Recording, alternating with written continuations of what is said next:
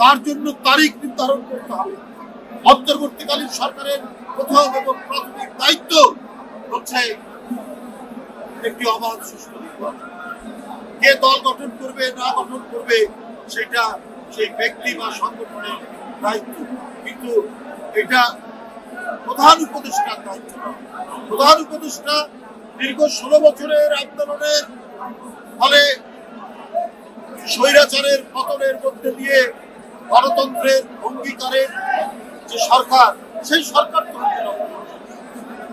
সুতরাং এখানে অনেক প্রত্যেকে যারা গণতন্ত্রের সপক্ষে তারা দল গঠন করতে পারে, তারা রাজনৈতিক মতামত দিতে পারে, কিন্তু সরকারের দায়িত্ব হচ্ছে যে প্রত্যেকে যাতে প্রতিযোগিতা করতে পারে, অংশগ্রহণ করতে পারে এবং একটি নির্দিষ্ট সময় এবং দ্রুততর সময়ের মধ্যে অবাধ সুষ্ঠু নির্বাচন নিশ্চিত করতে পারে।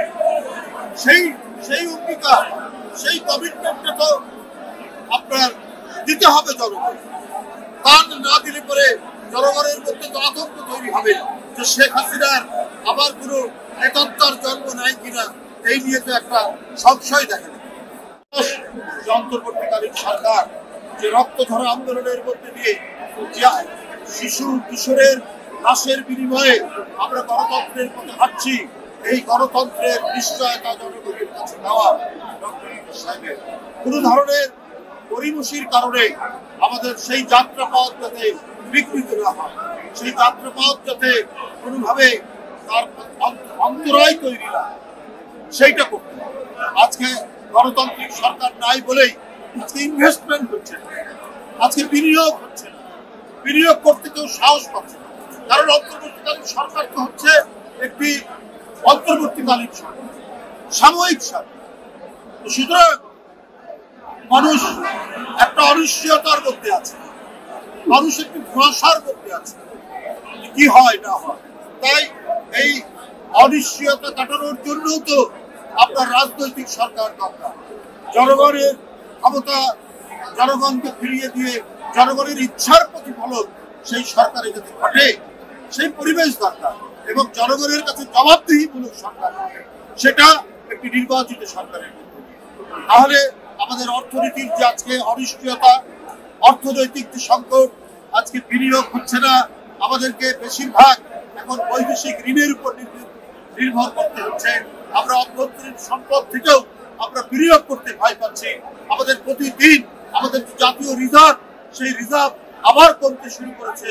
এইটা তো একটা কালো মেঘ, দিগন্ত রেখায় কালো মেঘ দেখা দিচ্ছে। সুতরাং এগুলো দূরীভূত করতে হলে আমাদেরকে অবশ্যই একটি নির্বাচিত সরকারের মধ্যে আমাদের যেতে হবে। তাই বন্ধুরা আমার, আজকে জবাবদিহিতা থাকতে পারে এই যে সরকার সিদ্ধান্ত নিয়েছে যে প্রতি সিলিন্ডার 12 কেজি গ্যাসের সিলিন্ডারের আপনার 19 টাকা দাম বৃদ্ধি করেছে। এটা তো হতে পারে না।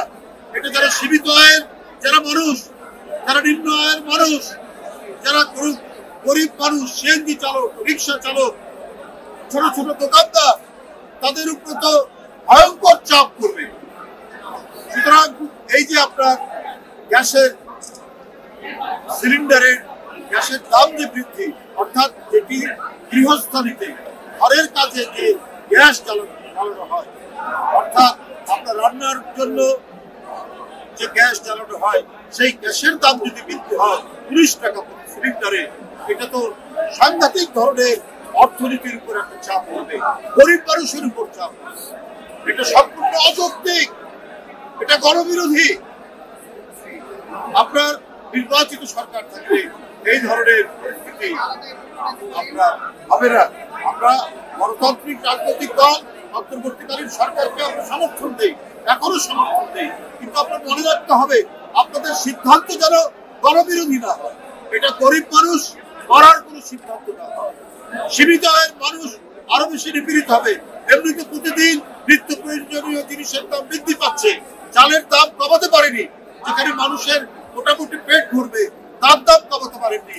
তার উপরে যদি আপনার এই সিলিন্ডারের দাম বৃদ্ধি করেন, সিলিন্ডার গ্যাসের দাম বৃদ্ধি করেন, এটা মরার উপর খারাপ খাওয়া ছাড়া কিছুই নয়। বন্ধুরা, আমি বক্তব্য দীর্ঘায়িত করবো না। আমি আজকে মানিকগঞ্জ নবগঠিত আহ্বায়ক কমিটি নেতৃত্বে যারা পুষ্পার্ঘ দিলেন, যারা এখানে ফাতিহা পাঠ করেছেন সেই নবনির্বাচিত নেতৃত্বকে আমি প্রীতি এবং শুভেচ্ছা জানাচ্ছি।